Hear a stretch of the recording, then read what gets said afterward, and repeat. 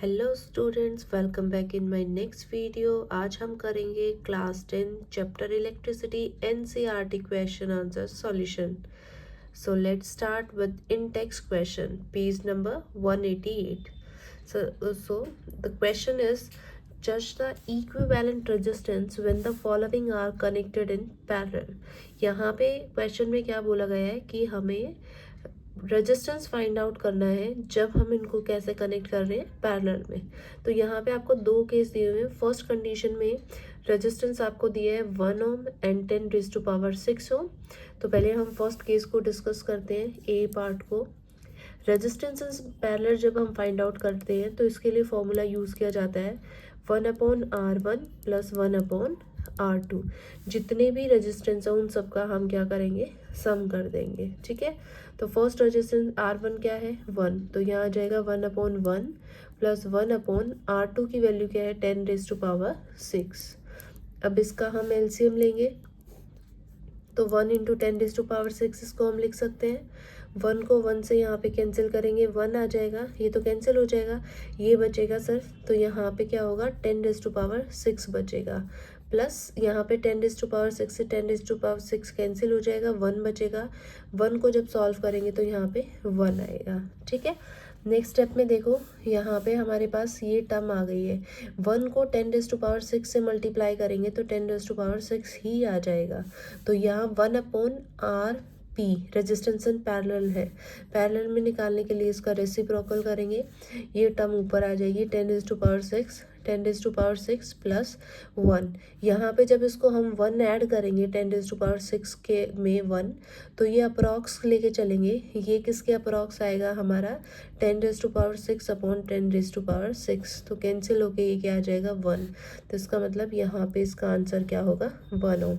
इसको हम अप्रॉक्स करके सॉल्व करेंगे। ठीक है, बी पार्ट देखो, इसमें आपको दिया है 1 ओम 10⁻3 एंड 10⁻6। तो 1/1 + 1/10⁻3 + 1/10⁻6, इसका एलसीएम लेंगे। 1 × 10⁻3 × 10⁻6, जब 1 से करेंगे ये कैंसिल हो जाएगा, ये दो टर्म बचेंगी। 10⁻3 × 10⁻6, इससे करेंगे तो हमारे पास ये टर्म बचेगी। ऐसे ही सिमिलरली इससे करेंगे तो सेम टर्म कैंसिल हो जाएगी, बाकी रिमेनिंग टर्म बच जाएगी। तो हमारे पास टर्म कुछ इस तरीके से आ जाएगा यहाँ पे। अब इसका जब आप रेसिप्रोकल करोगे तो ये टर्म आपकी क्या होगी, ऊपर आ जाएगी, और ये टर्म क्या होगी आपकी, नीचे आ जाएगी।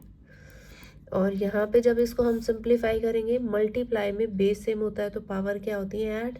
तो यहाँ पे 10 क्या बनेगा, 9, और यहाँ पे 9 + 1 आ जाएगा। ठीक है, इसको जब हम सॉल्व करेंगे, सिंप्लीफाई करेंगे, तो ये क्या होगा आपका, पॉइंट्स में आंसर आ जाएगा। वो आंसर सॉल्व करके आपको कमेंट बॉक्स में लिखना है क्या होगा। नेक्स्ट क्वेश्चन देखो, इसमें क्या दिया हुआ है, एक इलेक्ट्रिक लैंप है जिसका रेजिस्टेंस दिया है 100 ओम, और एक टोस्टर का रेजिस्टेंस दिया है 5 ओम, और एक वाटर फिल्टर रेजिस्टेंस है 500 ओम। तो यहाँ पे आपको तीन रेजिस्टेंस दे दिए, R1 is 100 ohm, R2 is 5 ohm and R3 is 500 ohm. और इन तीनों को कैसे कनेक्ट किया है, पैरेलल में कनेक्ट किया है। और यहाँ पे आपको एक पोटेंशियल सोर्स दे दिया है, दैट इज़ 220 वोल्ट। तो इसमें क्या पूछा है, what is the resistance of electric iron connected to the same source that take as much current as the all 3 appliances and what is the current through it. तो यहाँ पे हमें resistance निकालना है और करंट निकालना है। रेजिस्टेंस किसके क्रॉस निकालना है, हमें इलेक्ट्रिक आयरन के अक्रॉस। ठीक है, तो लेट्स स्टार्ट। पहले हम इसको पैरेलली सॉल्व करेंगे। तो यहाँ पे इन तीनों का 1/100 + 1/5 + 1/500, इन तीनों को सॉल्व करेंगे हम यहाँ पे। तो उसको हम किस तरीके से लिखेंगे, पहले आप इसका एलसीएम लो। 100, 5 और 500 का जब हम एलसीएम लेंगे तो हमारे पास कितना आ जाएगा,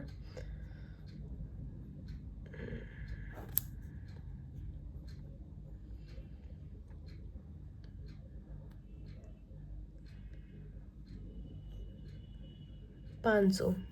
500 आएगा, तो 100 को 500 से डिवाइड करेंगे, 5 5 को 500 से करेंगे 100 और यहाँ पे आएगा 1, तो ये हमारे पास कितना बन गया 106 upon 500।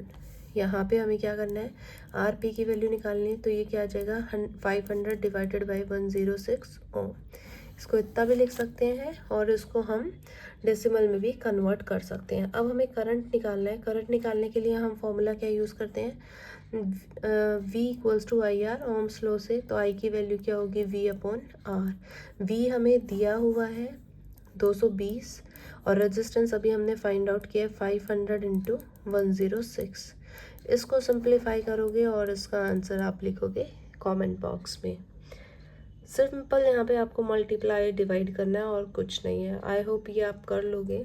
Next question, What are the advantages of connecting electric devices in parallel with the battery instead of connecting them in series? इस क्वेश्चन में पूछा है कि जो इलेक्ट्रिकल अप्लाइंसेस होते हैं उसको हम पैरेलल में कनेक्ट करते हैं इंस्टेड ऑफ सीरीज, तो उसके फ़ायदे क्या हैं वो बताने हैं।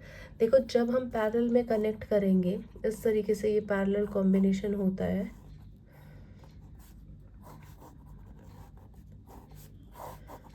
इस तरीके से, तो यहाँ पे हम क्या देखते हैं इन तीनों रेजिस्टेंस के अक्रॉस जो पोटेंशियल रहेगा वो आपका क्या होगा सेम, तो यहाँ पे वोल्टेज जो है वो आपका चेंज नहीं होगा। फर्स्ट बेनिफिट ये है। सेकंड, जब हम करंट सप्लाई कराते हैं तो करंट जो है तीनों रेजिस्टेंस में क्या होगा सेपरेटली जाता है, वो डिवाइड हो जाता है, ठीक है। एंड थर्ड फैक्टर, जो स्विचेस होते हैं वो हर वायर के अपने अपने डिफरेंट स्विच होंगे। अगर मान लो आपकी ये वाली वायर ब्रेक हो जाती है तो बाकी वायर जो है वो आपकी प्रॉपर तरीके से काम करती रहेंगी। फॉर एग्जांपल, आपने दिवाली टाइम पे देखा होगा जो फेरी लाइट्स होती हैं उसमें कई बार कुछ बल्ब फ्यूज़ हो जाते हैं, लेकिन बाकी जो लाइट होती है वो प्रॉपर तरीके से काम करती है, क्योंकि वहाँ पे जो कॉम्बिनेशन होता है वो क्या होता है पैरेलल कॉम्बिनेशन होता है। अनदर एग्जांपल हम अपने घर का ले सकते हैं। आपने देखा होगा कि एक रूम की लाइट चली गई, बाकी रूम में प्रॉपर लाइट चल रही है, फैन चल रहा है। क्यों? क्योंकि जो हमारा घर होता है उसमें जो हम कॉम्बिनेशन यूज़ करते हैं वो भी क्या होता है पैरेलल कॉम्बिनेशन होता है। और पैरेलल कॉम्बिनेशन में हर डिवाइस का जो स्विच होता है वो सेपरेट होता है कि अगर एक स्विच ख़राब हो गया तो बाकी डिवाइसेस जो है वो प्रॉपर तरीके से काम करेंगी। तो यहाँ आप लिख सकते हो कि वोल्टेज जो है वो सबको सेम जाएगा। सेकंड, सबका स्विच सेपरेट होता है। अगर एक डिवाइस ख़राब हो गई तो बाकी डिवाइस अपना काम प्रॉपर तरीके से करती रहेंगी। एंड थर्ड, यहाँ पे जो करंट होता है वो स्प्लिट होके इनको पास होता है ताकि हर अप्लायंस को प्रॉपर अमाउंट में मिले। आई होप यहाँ तक आपको क्लियर हो गया है।